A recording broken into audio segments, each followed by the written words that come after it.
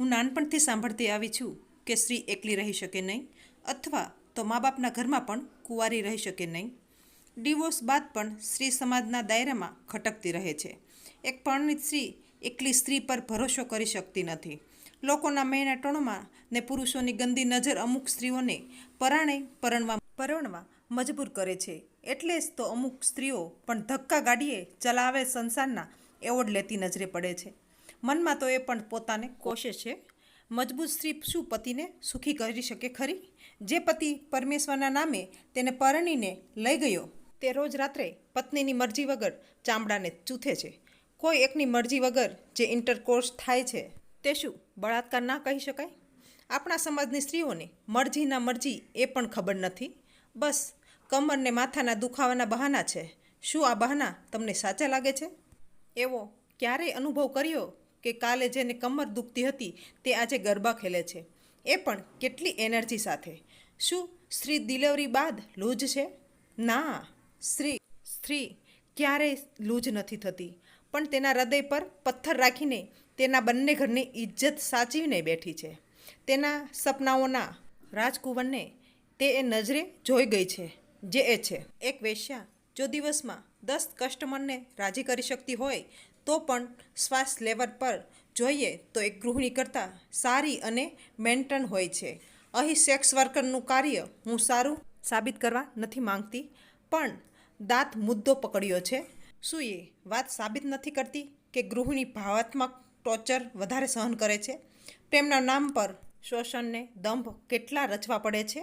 હું તને પ્રેમ કરું છું માટે કેટલીય કવિતાઓ ઊભી કરવી પડે છે. શું પ્રેમ શબ્દકોશથી મપાય ખરો? એક બાપને દીકરી બોજ બની જાય છે, એક ભાઈને બહેન હકદાર બની જાય છે, એક પતિને પત્ની કંકાસી બની જાય છે, ને છેલ્લે એક પ્રેમીને પ્રેમિકા ડર બની જાય છે. ક્યારેય ઘર આંગણે ઊભી રહે એની કોઈ ગેરંટી નહીં. ઘર ઘાટ બેય બગડે. ક્યારેય સ્ત્રી મંગળસૂત્રમાં ગળાફાંસો, ક્યારેક વળી કન્યાદાનમાં, તો ક્યારેક ભાઈસાટું વાળવામાં. સ્ત્રી ફક્ત પુરુષ માટે એક પથ્થરની દેવી રૂપમાં જ પૂજ્ય છે. બાકી તો સમાજની સ્ત્રીઓ વસ્તુ માફક ઉપયોગ થાય છે.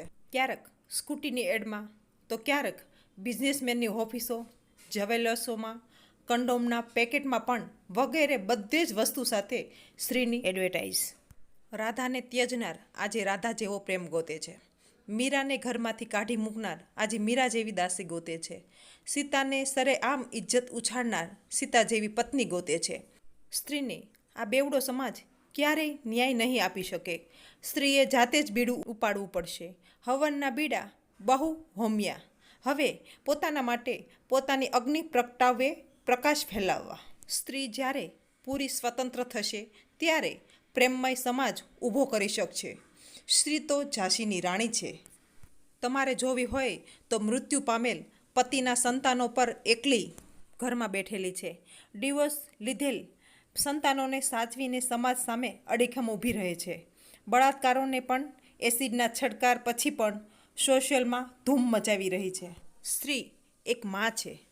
કોઈએ પર્સનલ ઓઢવું નહીં, અને ઓઢવું હોય તો મને વાંધો નહીં. જો તમને આજનો વિડીયો ગમ્યો હોય તો લાઈક કરી વિડીયોને શેર કરજો અને આ ચેનલને સબસ્ક્રાઈબ કરી દેજો.